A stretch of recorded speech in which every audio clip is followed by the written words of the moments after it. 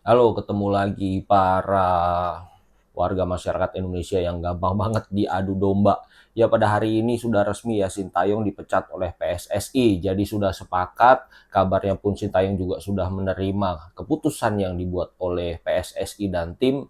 Dan ada beberapa alasan yang terutama alasannya adalah yang dikemukakan Pak Erik ya, ini bukan pendapat saya.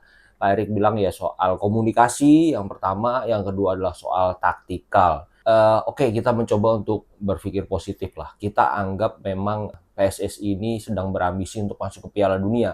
Jadi pengennya dilatih oleh pelatih yang penuh dengan taktik, mungkin enak ditonton sesuai dengan filosofi yang sudah disepakati. Itu kesimpulan yang dikemukakan Pak Erik hari ini. Dan soal komunikasi juga mungkin akan lebih mudah jika dapat pelatih yang dari Belanda. Mungkin ada benarnya juga, tapi nggak 100% juga benar. Karena Belandanya sendiri juga dilatih oleh orang Belanda, bahkan dengan materi pemain yang luar biasa. Begitu hebatnya, Belanda pun belum pernah juara dunia. Dan ya banyak banget netizen yang kecewa, ada yang bilang kalau STY nggak melatih timnas lagi, udahlah kita nggak usah nonton timnas lagi. Bahkan ada yang mendoakan supaya timnas kita gagal lolos hanya karena STY dipecat. Ya wajar, secara manusiawi kalau kecewa wajar, karena ini mendadak banget. Tapi kalau sampai harus timnas yang jadi korban, ya jangan. Sayang dong. Jadi gini, maksudnya kalau mau melawan mafia, ya kita doakan timnas kita yang terbaik. Kita harus tetap support timnas kita supaya lolos ke Piala Dunia. Itu kalau mau lawan mafia. Jangan sampai timnas kita nggak lolos, akhirnya kembali lagi di lingkaran AFF yang jelas-jelas sudah dikuasai oleh orang-orang lama. Katanya mau sepakat untuk melawan mafia. Justru kalau setelah STY diganti, kemudian supporter ngambek nggak mau lagi support timnas Indonesia, nanti bagaimana dengan semangat timnas kita?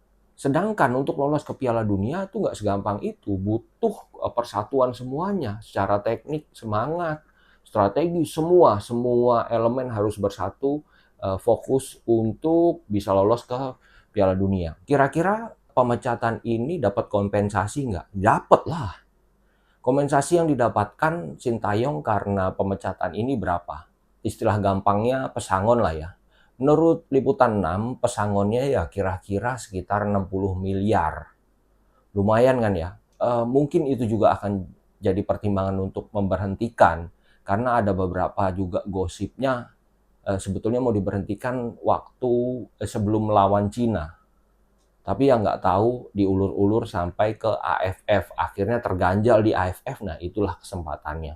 Kalau untuk kelanjutannya bagaimana? Untuk kelanjutannya, ya kita harus tetap support timnas Indonesia.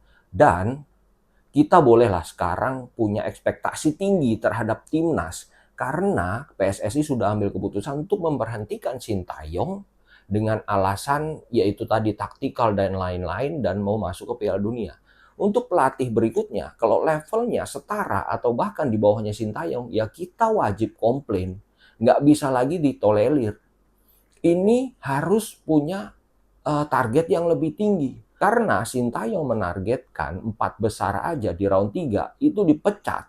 Berarti dinilai itu nggak maksimal. Harusnya pelatih baru bisa membawa Indonesia lolos ke Piala Dunia itu lolos langsung, bukan melewati ronde berikutnya. Jadi kita wajib runner up, itu baru konsekuen karena PSSI sudah ambil keputusan. Begitu. Terima kasih, jangan lupa subscribe.